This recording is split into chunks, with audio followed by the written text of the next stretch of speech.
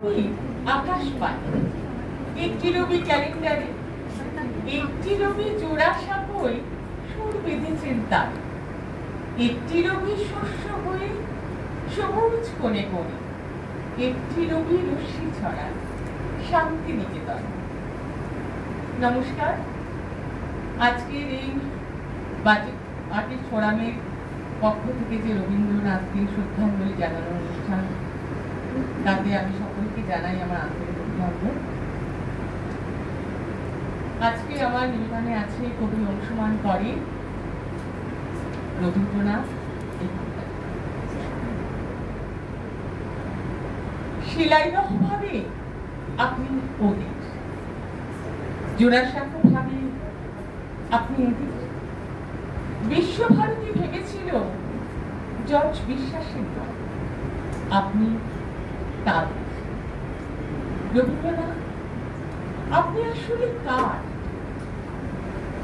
যুদ্ধের সময় ট্রেঞ্চের মধ্যে শেষ নিঃশ্বাস নেওয়ার আগে এক তরুণ কবি ভেবেছিল আপনি তার।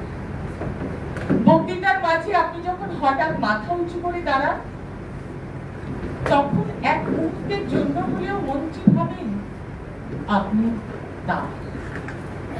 নতুন বৌঠানকে কোনোদিনও ভেবেছিলেন আপনি তার রানু?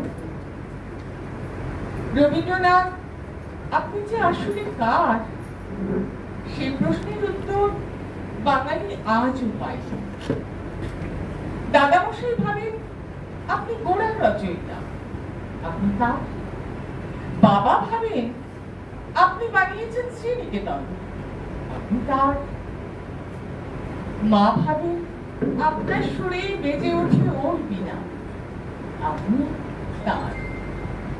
ভীরু কিশোরী, যে কখনো মুখ ফুটে বলতে পারিনি, শুধু চিরকুটে লিখে দিয়েছে হাতখানি ওই বাড়িয়ে আনো, দাও তো আমার হাতে, ধরবো তারি ভরবো তারি, রাখবো তারির সাথে।